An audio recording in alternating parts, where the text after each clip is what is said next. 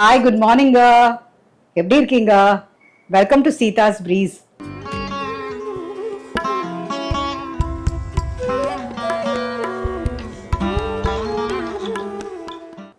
இன்னைக்கு நம்ம கிச்சன்ல பீஸ் மசாலா பண்ண போறோங்க. ஏன்னா நிறைய நான்வெஜ் ரெசிபிஸ் போடுறோம்.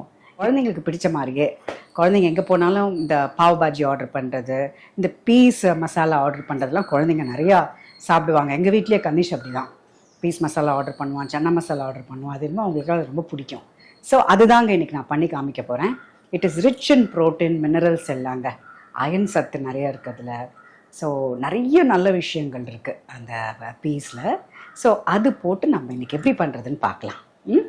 வாங்க, அதுக்கு என்ன தேவை அப்படிங்கிறது பார்ப்போம். ஸோ ஒரு பவுலில் வந்து நம்ம பச்சை பட்டாணிங்க உரிச்சு இப்படி வச்சுக்கலாம். அப்புறம் ஒரு 2 வெங்காயம் சன்னமாக இப்படி சாப் பண்ணி வச்சுக்கலாம்.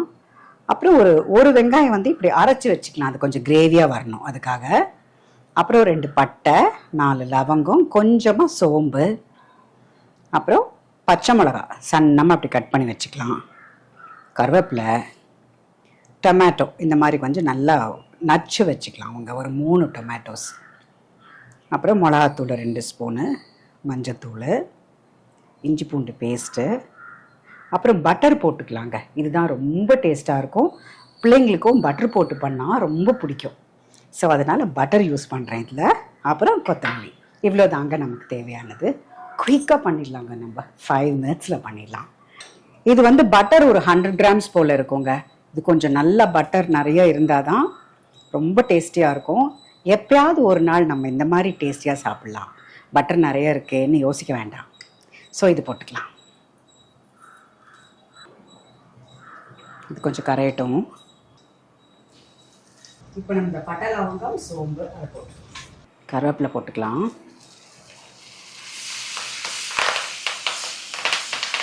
பச்சை மிளகாய் போட்டுக்கலாம். வெங்காயம் கட் பண்ணி வச்சுருக்கோம்ல, அது போட்டுக்கலாம். இது கொஞ்சம் நல்லா வதங்கட்டும். அதுக்கப்புறம் நம்ம அரைச்சி வச்ச வெங்காயம் அப்புறமா நம்ம ஆட் பண்ணிக்கலாம். இது வதங்கிடுச்சு. இப்போ நம்ம அரைச்சி வச்சுருக்கோம் இல்லையா வெங்காயம், அதை ஆட் பண்ணிக்கலாம்.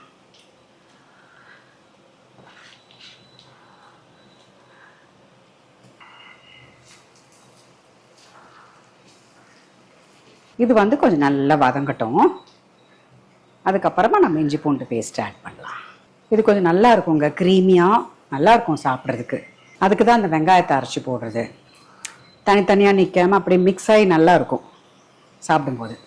இப்போல்லாம் கொஞ்ச நாளாக நானும் கவனிக்கிறேன், சாமி கும்பிடுறது அப்படிங்கிறது வந்து அது ஒரு சீசனல் மாதிரி ஆயிடுதுங்க. ஒரு சீசனில் பார்த்தா முருக கடவுள் முருக கடவுள் முருக கடவுள், இன்னொரு சீசனில் பார்த்தா மாத்தங்கி மாத்தங்கி மாத்தங்கி மாத்தங்கி அப்படின்ட்டு. கடவுள் வந்து ஆதியிலிருந்தே இருக்காரு. எல்லா கடவுளும் ஆதியிலிருந்து இருக்காங்க. பட் ஏன் அது சீசனெல்லாம் நம்ம எடுத்துக்கிறோம் அப்படிங்கிறது தான் எனக்கு புரியல. எல்லா கடவுளுமே எப்போவுமே நம்ம மனசுக்குள்ளே இருக்கணும், எப்போவுமே பூஜை பண்ணணும். இது வந்து ரெகுலராக நம்ம பண்ணுற விஷயம்தான். ஆனால் அப்பப்போ அந்த மாதிரி இருக்கிறது தான் நான் கொஞ்ச நாளாக கவனிக்கிறேன். நீங்கள் கவனிச்சிருக்கீங்களா அதை? ஸோ ஒரு சீசனலாக இருக்கிற மாதிரி எனக்கு ஒரு ஃபீலிங் மக்களுக்கு நடுவில். அதுதான் ஏன்னு தெரியல. சரி, இது வதங்கிடுச்சுங்க. இப்போ நம்ம இஞ்சி பூண்டு பேஸ்ட்டை ஆட் பண்ணிக்கலாம். கஷ்டம் வரும்போது மட்டும் சாமியை கும்பிடுறதுன்றது கிடையாது. எப்போவுமே நமக்கு வந்து சுவாமியோட சப்போர்ட் நமக்கு எப்போவுமே இருக்கணும். எப்போவுமே அது இருந்துக்கிட்டே இருக்கணும். அதுவே ஒரு பெரிய சப்போர்ட்டிவாக இருக்கும்னு நான் நினைக்கிறேன். கஷ்டம் வரும்போது மட்டுமே கடவுளை தேடுறதுன்றது கிடையாது. நம்ம ரெகுலர்லி அந்த ப்ரேயர் வந்து காலையில் எந்திரிச்ச உடனே அந்த ப்ரேயர் சுவாமிக்கிட்ட நம்ம பேசணும். நம்ம பிரச்சனை என்ன, நமக்கு என்ன நல்லது கெட்டது, நமக்கு என்னது வந்து நமக்கு நடக்கிறது வந்து எல்லாமே வந்து நல்லதாக தான் இருக்கும். கடவுள் கொடுக்கறது ஒரு சமயம் நம்ம கஷ்டமாக இருந்தாலும் அது நல்லதுக்காக தான் இருக்கும். பிகாஸ் நம்மளை விட அவருக்கு நமக்கு என்ன கொடுக்கணும்னு அவருக்கு நல்லா தெரியும், பெட்டராக தெரியும். ஸோ இப்போல்லாம் கடவுளே எனக்கு இது கொடு அது கொடுன்னு நான் கேட்குறதே இல்லை. கடவுளே எனக்கு என்ன நல்லது அப்படின்னு நீ நினைக்கிறியோ அதை கொடு அப்படின்னு கேட்கறது தான் பெட்டர். அதுதான். ஓகேங்க, இது ஃப்ரை ஆயிடுச்சு. இப்போ நம்ம தக்காளி ஆட் பண்ணிக்கலாம். மஞ்சத்தூள் போட்டுக்கலாங்க. இது கொஞ்சம் நல்லா ஃப்ரை ஆகட்டும். இது கொஞ்சம் நல்லா அந்த பட்டர் பிரிஞ்சு வருது. இப்போ அந்த மிளகாத்தூள் ஆட் பண்ணிக்கலாம்.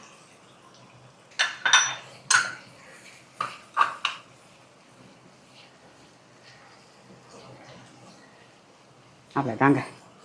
இப்போ பட்டாணியை நம்ம ஆட் பண்ணிக்கலாம்.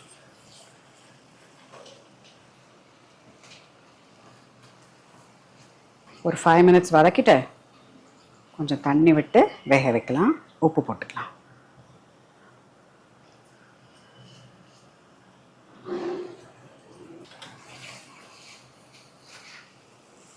தண்ணி ஊற்றிக்கலாம்.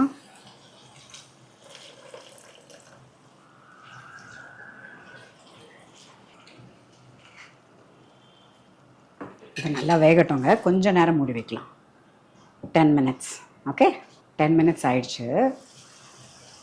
இப்போ நம்ம பார்க்கலாம்.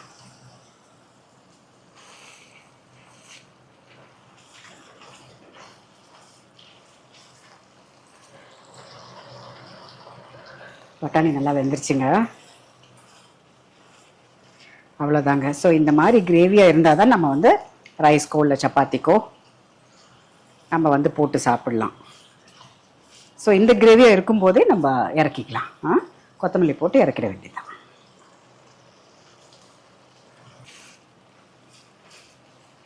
அவ்வளோதாங்க. பீஸ் மசாலா ரெடி ஆயிடுச்சு. ஆஃப் பண்ணிக்கலாம். இறக்கிக்கலாம். இதை நம்ம டேஸ்ட் பண்ணலாங்க.